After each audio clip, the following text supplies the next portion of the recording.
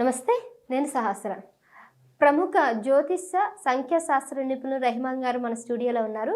మరి రెహమాన్ గారు కేవలం జ్యోతిషం, సంఖ్యాశాస్త్రమే కాకుండా ఇతర శాస్త్రాల్లో కూడా నిపుణులంట. అవేంటో ఈరోజు ఆయన మాటల్లో తెలుసుకుందాం. నమస్తే సార్. నమస్తే. సార్, ఇంకేం చూస్తారు సార్ మీరు ఇవి కాకుండా? ఆస్ట్రాలజీ, న్యూమరాలజీ, పామిస్ట్రీ చూస్తాను, ఓకే, ఫేస్ రీడింగ్ చూస్తాను, సిగ్నేచర్ అనాలిసిస్ చేస్తాను, అలానే గ్రాఫాలజీ ఎలా ఎలా రాస్తున్నారు, రాసే దాన్ని బట్టి కూడా వాళ్ళ యొక్క లైఫ్ అనేది ఆధారపడి ఉంటుంది. ఓకే, సిగ్నేచర్, రైటింగ్ రెండు కూడా రెండు చూస్తాను. మ్యారేజ్ డేట్స్ చూస్తాను. మ్యారేజ్ అయిన వాళ్ళకి వాళ్ళ పేరెంట్స్ మ్యారేజ్ డేట్స్ ఎలా ఉన్నాయి, దాని మీద కూడా మన లైఫ్ అనేది ఆధారపడి ఉంటుందమ్మా.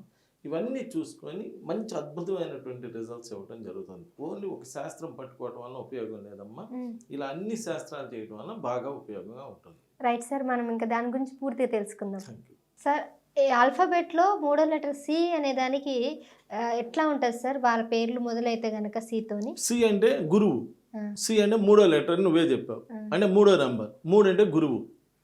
దత్తాత్రేయ స్వామికి ఎన్ని ముఖాలు ఉంటాయమ్మా? 3 ముఖాలు ఉంటాయి. ఎందుకని? బ్రహ్మ, విష్ణు, మహేశ్వరులు కలిసి దత్తాత్రేయుడిగా వచ్చాడని. మీరు ఏది చెప్పినా దేవుడి గురించి కరెక్టే, కానీ ఆయన ఎందుకు వచ్చాడంటే 3 ముఖాలతో. ఇంతకు ముందు ఉన్నాను, ఇప్పుడున్నాను, ఇక ముందు ఉంటాను. భూత భవిష్యత్ వర్తమాన కాలాల్లో మీ వెంట ఉండి కాపాడే అవతారమే దత్తావతారం. ఆయనే గురువు, ఎప్పుడు నిన్ను కాపాడుతుంటాడు. అది నీ అమ్మ అవ్వచ్చు, అమ్మ నీకు వంట నేర్పించి అలా గురువులాగా పనిచేసిద్ది.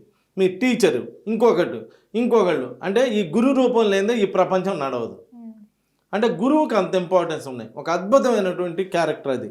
సో ఈ సి లెటర్తో పేర్లు బిగినైన వాళ్ళని మీరు అబ్జర్వ్ చేసుకుంటూ వెళ్తే చంద్రబాబు నాయుడు, చౌతాల, చిదంబరం, చిరంజీవి.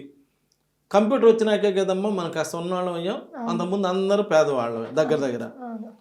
సెల్ వచ్చినాక ప్రపంచమే మారిపోయింది. So c is the very very powerful letter in the world. సితో పేర్లు బిగినైన వాళ్ళు బాగా సక్సెస్ అవుతున్నారు.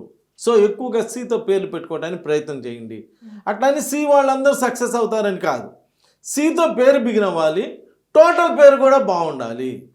టోటల్ పేరు అంటే సి పక్కన వచ్చే లెటర్స్ ఉంటాయి కదా, ఆ లెటర్. ఇప్పుడు సపోజ్ చిరంజీవి గారు ఉన్నారు, 59 అనే నంబర్ వచ్చింది. 59 అనే నంబర్ ఏం చేసిద్దంటే ఈ కళలకు సంబంధించి ఇలా పబ్లిక్ అట్రాక్ట్ చేసిద్ది. అందువల్ల ఆయనకి అలా నేమ్ అలా సెట్ అయింది, ఒక వ్యవస్థను క్రియేట్ చేశాడు.